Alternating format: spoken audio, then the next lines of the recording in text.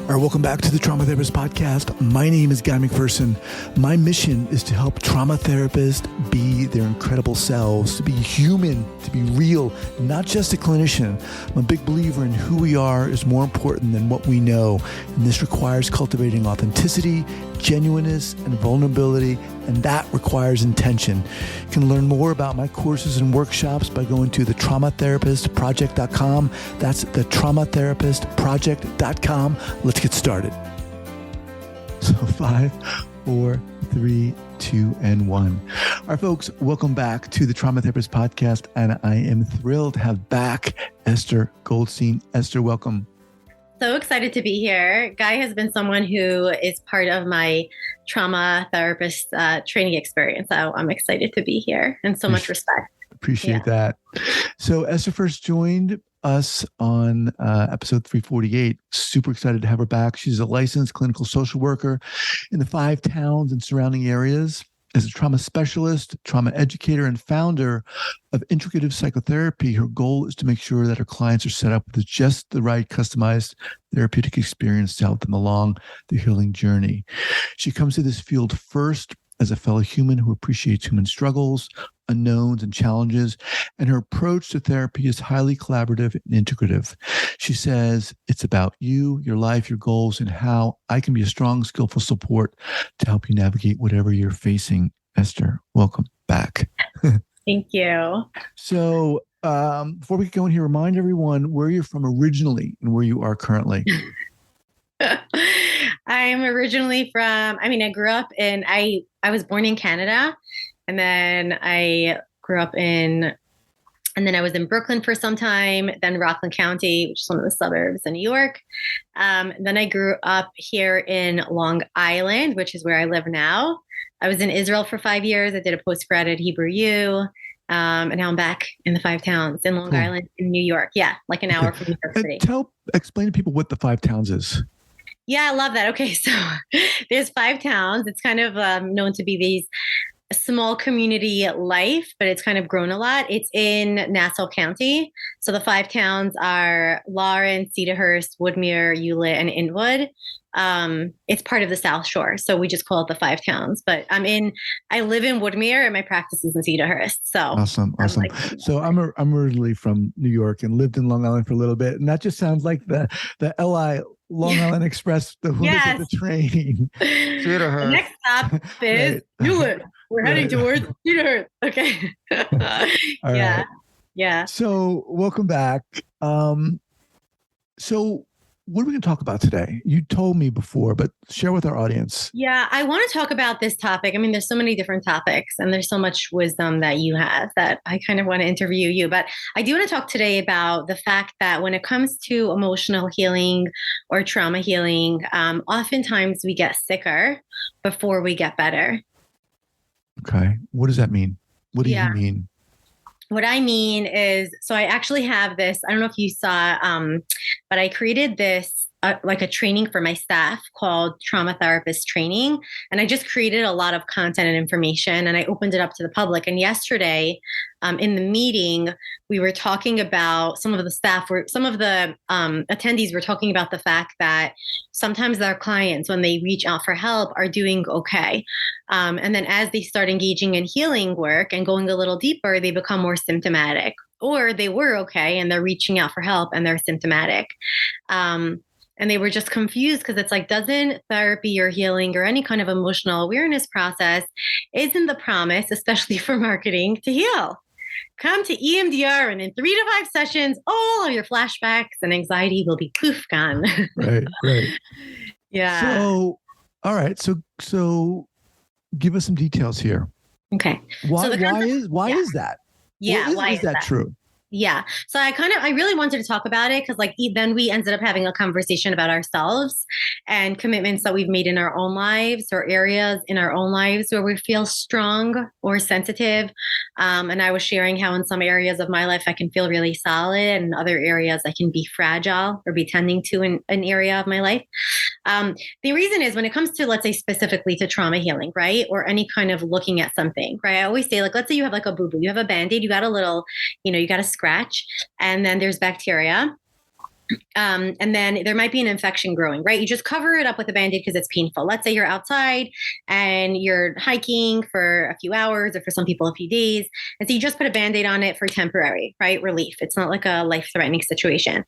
And you get back home and you could either leave the Band-Aid on it, or it's like, this is either turning into an infection and there's pain and it's making me itchy, or you can leave the Band-Aid on there. So if you want to take it off, you're going to clean it out. Right. And the cleansing process, it's really painful. Usually you put on peroxide, or right, like you're putting something on that's cleansing it out. It doesn't feel good. But and when it comes to trauma healing, it's like you're looking at an issue, you're looking at a pain, you're looking at something that, isn't working so well. And so it hurts. And people sometimes say, wait, why am I doing this? Why don't I just leave the Band-Aid on? And we'll talk about different Band-Aids that all of us or our clients or just humans use. And essentially, it's like we clear it out. There's pain, but essentially you're cleaning it out so you can put a new gauze on top of it, allow skin to come on top of that and to heal and to grow thicker or just healthier skin without the infection. Yeah. I mean, I actually entirely agree with what you're saying. I know in my own life. For you. Okay. Yeah. I mean, it's true. Well, healing is, what does healing mean? What does that mean? I think it really helps to even define what this means, but even just for me, I've been going through some stuff in my life recently, and you're like, okay, I need to get healed. I need to get better. And just to put one foot in front of the other, we can extrapolate this to trauma therapy in a sense.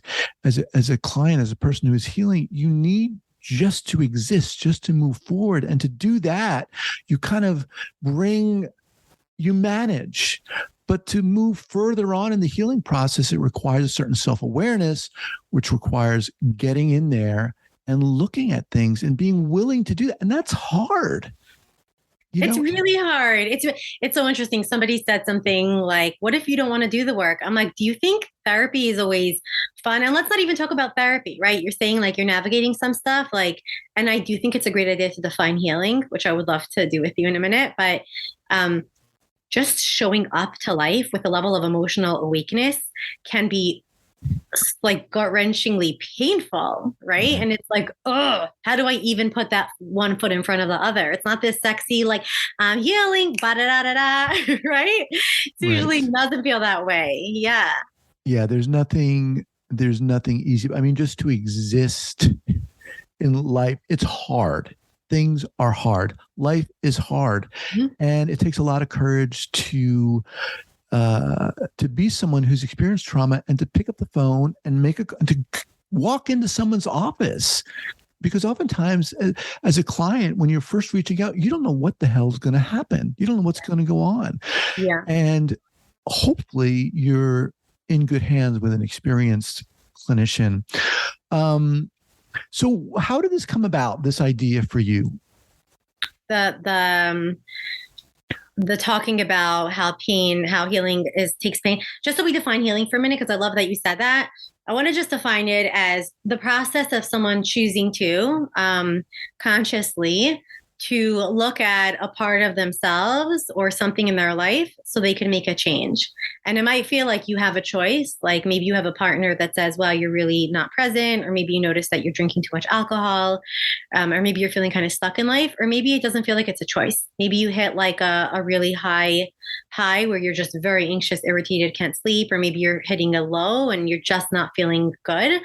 And so really, I would say the word healing, or maybe just being, right, for many of us, is a matter of that there is a choice where either you can be where you're at, or you're making a choice to take that step, whatever that step might be. Mm-hmm. The step might be to even acknowledge that there is a pain.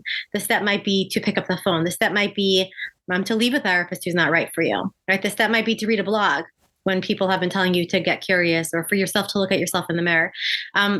But I think to simplify healing, it's really about tending to symptoms, right? Life is really just a matter of like being able to exist with the painful and the joyous. And some of our chapters of our lives are more painful, and some of the chapters of our lives are more joyous. And I don't like when people say, go to therapy so all the pain goes away and all the joy comes back. Well, that's just not life, right? Right. I think it's about, right, like you said, continuing to show up and to have those moments of joy when they do come in, or to invite them. But you said, why did I bring this topic up? Honestly, because it's something that I've been looking at in my own life as a human being.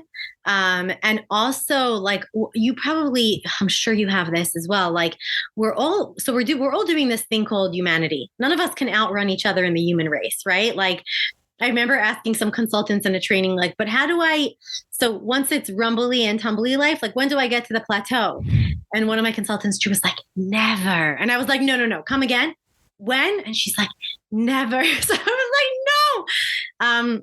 But I think that in my own experience, right, of being a human and a therapist and someone who's connecting with other therapists, there's real human conversations of our clients' journeys, but also our own. Mm-hmm. What is this thing called life, right? How do you do life well?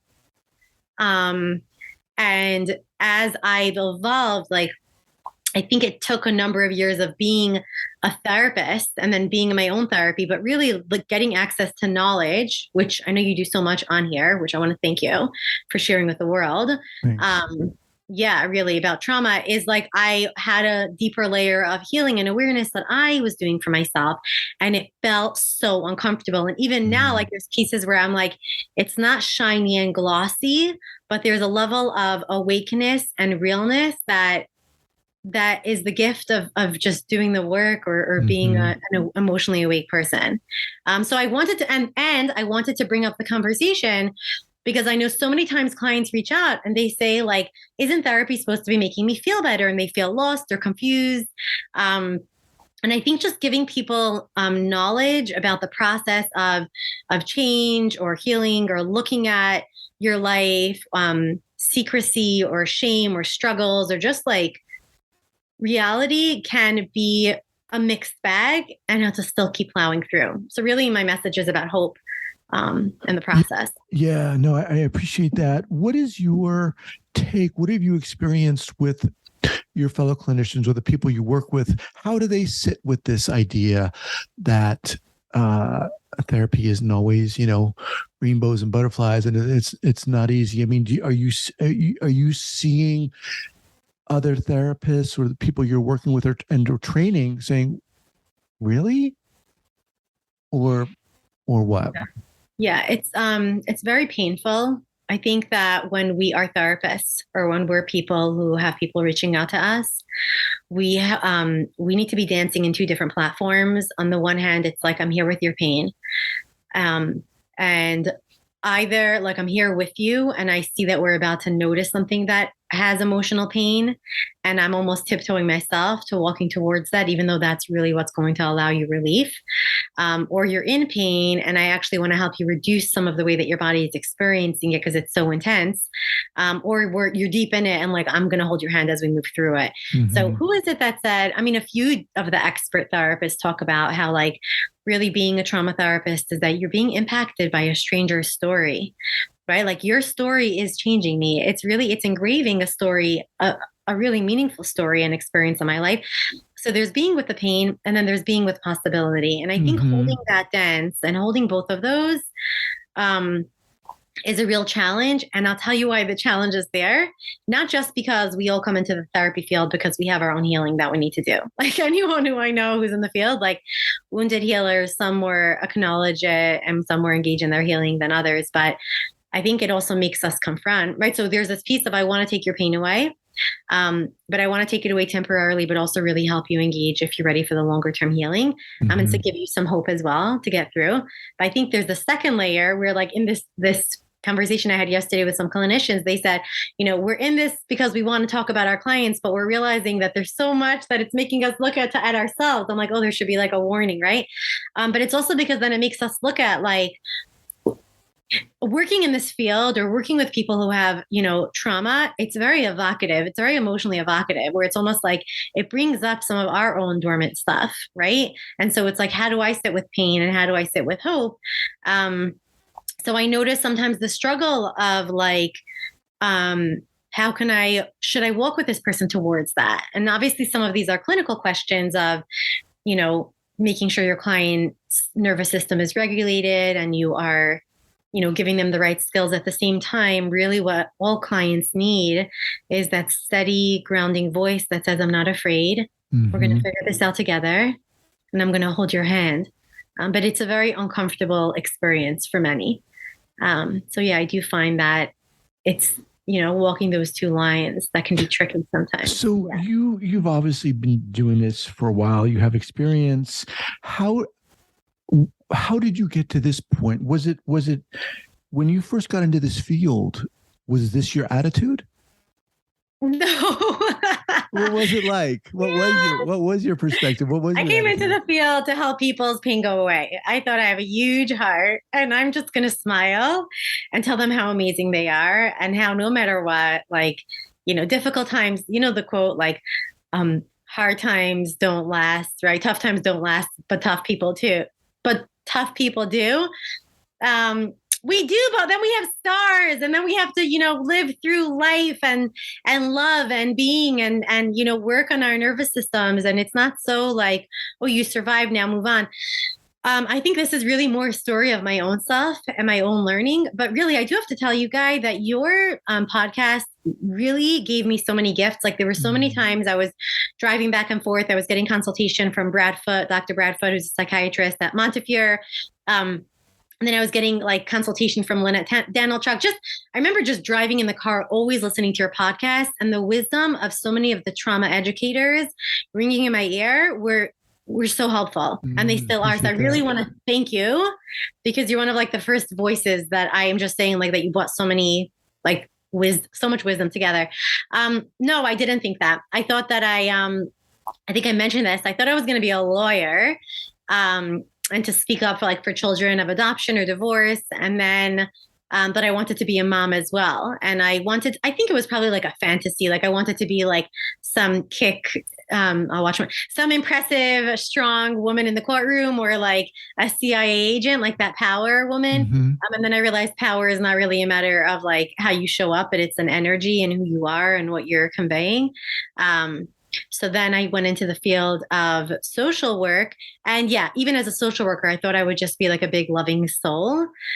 I think what really gave me this wisdom is humanity and humility and experiencing my own healing journey. I know I shared last time about how there were people in my extended family and community who struggled with addiction and how I looked at that, I first specialized in working with addiction, and then I realized that the core of addiction, the difference between people who, hold sobriety to some of them who keep relapsing, sometimes, there's underlying trauma, childhood trauma or pain. So there's that piece. But really, as I just engaged in like being more adult and listening to my clients' stories and seeing what helped them and what didn't help them, and I think just like eating a lot of humble cake and also like being very human in my own experience. Mm-hmm. Yeah. I appreciate you sharing that. And I'm curious if you can even get more specific. Yeah. Can you recall a specific instance that made you think, wait a minute, I've got to shift here. Having a big heart and a great smile isn't enough, really. Can you think back to a specific incident or time when you're like, okay, I need to maybe do my own inner work here. Something needs to shift. Yes. Let me just, I love this question. I started working with clients and I realized that I wanted more. And it wasn't just, I remember one of my friends said to me, like, you're on this like trip of just getting all the latest trainings. And she's like, you're just drinking the Kool-Aid. And I said, no, it's not the Kool-Aid. I'm looking for the true way to heal people. And I have to find what resonates for me. and my story and just what lands on me from a trainer who I honor and for something that helps me feel more comfortable in my own mind and body, because I don't just want to learn skills. Right. So I think it was when I was working with some clients that there were some clients that were doing well with like talk therapy, but I found that when I started working with clients who I was seeing for a while, and they started sharing more about their story. And I started developing that sixth sense of like nuance of like, there's more to the story, Mm-hmm. there's more to the pain, or there might be some kind of like neglect or abuse or sexual trauma or family secrecy that I'm feeling something deeper than a question can ask them or that an intervention could boom on, right? And it was more about like, I need to be able to move in deeper into the relational aspect in a way that's very healthy and therapeutic to the client. I was reading Kathy Steele's book, and I was reading a lot of the books on dissociation when I realized that, okay, so I was working with a few clients, here it is, who had dissociative symptoms. And I remember trying to use my psychotherapy skills, even skills I had in EMDR. And then I realized that my savior complex, the part of me that thought like I'm going to help heal them, was getting in the way of really good work happening because I was scared. I was really scared. Like, can I really help you? Your symptoms are really strong. And then I reached out for consultation.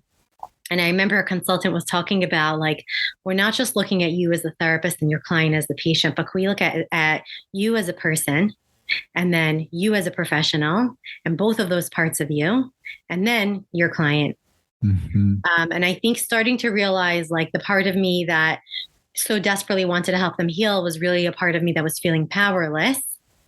And it was about really noticing and owning my humanity. And then it wasn't about power or saving, right? Mm-hmm. And it was about being in my own story, right? My own maybe fantasy of someone coming to save me. And I think that pushed me. Then I ended up switching therapists at that point because I was like, I was being challenged to engage in the process of psychotherapy from a much more, I don't know, humane, not just humane, but deeper standpoint. And so I started engaging in my own therapy with someone who I felt like could really hold me in a real way. You know, wasn't like I can save the day, I have all these trainings, but helped me see parts of myself. And then automatically, as I started like looking at the different aspects of myself that maybe I was ignoring without realizing or didn't know were there, my clients energetically started sharing more. And I felt so much more confident and trusting in their healing process. And I think that really conveyed and made a difference. That doesn't mean their symptoms went away, but I was, you know, there's like somebody holds your grip and then there's like a strong grip of not like I need to be your savior, but I got you. And I know what we're doing. And then there's very clear boundaries. So that's when I feel like I start, you know, people tell me, oh, you have a name or you have a gift. And I'm like, no, it's really just that I started doing my own work and I got better. Like when I started being able to grip in like I got you, like I'm not frightened by your symptoms. I'm getting good consultation. I'm learning about myself, which is not what I've said to them. I think that's really what shifted. As I did. I don't know if that's specific. It was. I just love the way you articulated that. Why? And that's hard to do. Why is that hard to do? Why is that challenging for many therapists to do? Very scary, Guy. It's really scary to look at ourselves in the mirror, especially, you know, I always say at 18 years old, I had everything figured out. It's been a while since then. And it's interesting. I think that like becoming a therapist, of course, I had a certain level of self-awareness and wisdom. And I did learn some skills. But I think really looking at ourselves in the mirror, like being a parent has been a very humbling experience. Like my child, relationships in my life, parenting and many other ones have really been spaces and places that make me pause and make me stop. And I'm gifted to have some relationships that make me ask questions, right? And then owning like choices and processes.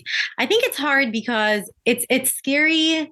It's scary to look at. I don't know if I think it's uncomfortable. I think the unknown could be scary. Right. But I think the little secret that I found for myself is that it's scarier not to. Right. I think it's scarier not to know ourselves. I think it's scarier not to do the work. But I will also say that it's also, I think, a really lonely road. Like I find that I have my few people in the professional and personal world that like they have that emotional vocabulary or they've gone on their own journey of awareness, but a lot of people don't want to, or, they haven't been called to it. But yeah, I think that sometimes, look, we come into the therapy world because we want to be helpers. Why would anyone want to go back to the place of vulnerability? So, Exactly. Right. yeah. Right. And I think, what I have found and in my own experience is inherent, I think, within the therapeutic relationship, there's an imbalance, generally speaking, right? The therapist is up here, clients down here, the therapist has all this training, they have all this knowledge. The client has come to the therapist with the idea that things are going to get better. And takes and also important within that is the therapist's ability to define their role, their goal. Why are they doing this? Like you said, you wanted to help, and that has to be defined, clearly defined. Because if a therapist is coming to a client saying, I'm going to take away your pain, right? I interviewed someone and they said, and they weren't talking to me specifically, but how dare you try to take someone else's pain away? That's not your job. And I was like, what? Your job, just as you were saying, Esther, is to walk alongside them, to grasp, to hold their hand and walk with them. It's a very different perspective and orientation. And like you're saying, it requires the ability to look at ourselves. And that's hard. What? I've got to look at I'm here to fix you. I'm here to fix you. Yeah. Yeah. Yeah. I think the being real with ourselves, like, look, when we're in the field, we are to a certain degree, awake to who we are. Obviously with varying degrees, some of us have histories of the past or even more recently of things that are difficult, right? Like people have health struggles or family dynamics or financial stories, and I think that there's this piece of like, how am I holding my story? Right. And can I be very human in this process? And can I own my vulnerability while I own my clients? And of course, still being like, a skilled guide in the process, because of course, like there's the boundaries and that clarity. But I love that you interview those kinds of people of how dare you take away the pain? I think that was really early on when I didn't know anything. And, I thought that was a laudable goal, desire to help take away someone's pain, and this person said, when you have to realize when your client steps into your room, they've begun their healing journey long before they've entered your office. And you have to, and I was just like, I had no idea what the hell was going on. But this process of, you're talking a lot about being human. And it's such a different approach, a different perspective. How do you, quote unquote, teach or guide the people you work with to do that, to look at that? Yeah. I can't make it mandatory, like to only hire people at the practice who are in therapy or have been in therapy. At the very same time, the people who, let's say, are at the practice are people who I work with or who I feel confident, overseeing their work and referring to are people who I know have consciously made the choice to get to know themselves and to get to know their inner worlds. And it's kind of this piece that I took from, I guess, that point in my life when I was looking at how can I really be useful or impactful. And it was less about doing and it was more about being, but the being is actually harder than the doing, which I think many of us know in this thing called life. But I think what I often look at is this parallel process between, so I'm, let's say, teaching or I'm getting to know them and getting, that there's this process of the human part of them, right? Like their own life, their own story. Then there's the professional them, and honoring both of theirs. I always get curious about what's your why? Like, why are you in the field? And what's your promise to yourself? Because I think we come into the field really first with a promise to ourselves, and then second with a promise to the people that we work with. I think my promise to myself was really understanding and learning about the underpinnings of certain mental health struggles and giving myself knowledge and truth that wasn't out there, many years ago. And that's a gift that I've given myself, and also to connect myself with like very wise people, mentors, a therapist that like has been incredible. So I think there's like promising, like, are you aligned with your own integrity, with your own self? Right. Then with the clients you work with, because they feed off of each other. Right. And it doesn't mean that you have to be in a perfect place in life and, have everything resolved, but there's a level of, I think like awakeness that, when clients sometimes say, this person's so skilled, what is it? What's the training? And often when I hear about the therapists who have the it factor is that they hold themselves, or they're honest with themselves, and they've been through just more realness. And I think and then we pick that up, right? When you talk to someone, you could tell how much they can hold, how much space they have, capacity, Definitely. honesty. Yeah. So that's felt. That's awesome. I want to remind everyone that I'm speaking with Esther Goldstein. Esther, what's the best way for people to get in contact with you? My website, it's integrativepsych.co. Okay. And what do you do? I mean, obviously you see clients. What else? Are you offering workshops, or what else? Yeah, I do. I love workshops. Actually, I was just invited to one. There's a treatment center. They do workshops for therapists. So kind of like teaching therapists skills to use real-time in session with clients who are activated, working with anxiety or trauma symptoms. I have a training that I have for therapists, an online training. And I have a practice. Our practice is, what I love about our clinical practice is that the therapists have a really range of services. We have a dance movement therapist, two art therapists. One's actually, we're partnered with NYU with the art therapy program, because I really think that trauma healing, and they're all trained in EMDR and somatic and parts work, but I really find that healing happens in creative ways. I'm actually writing a book with New Harbinger on EMDR and anxiety. And my staff is like, they're like, Esther, call it EMDR for rebels. Because I always say, like, you need to learn EMDR, but then you have to know how to use it with parts work. And it's not just like the generic EMDR. So I don't know if they're going to approve of that title, but so I'm working on that. And that's how people can find me. Awesome. Now, you mentioned an online course for therapists.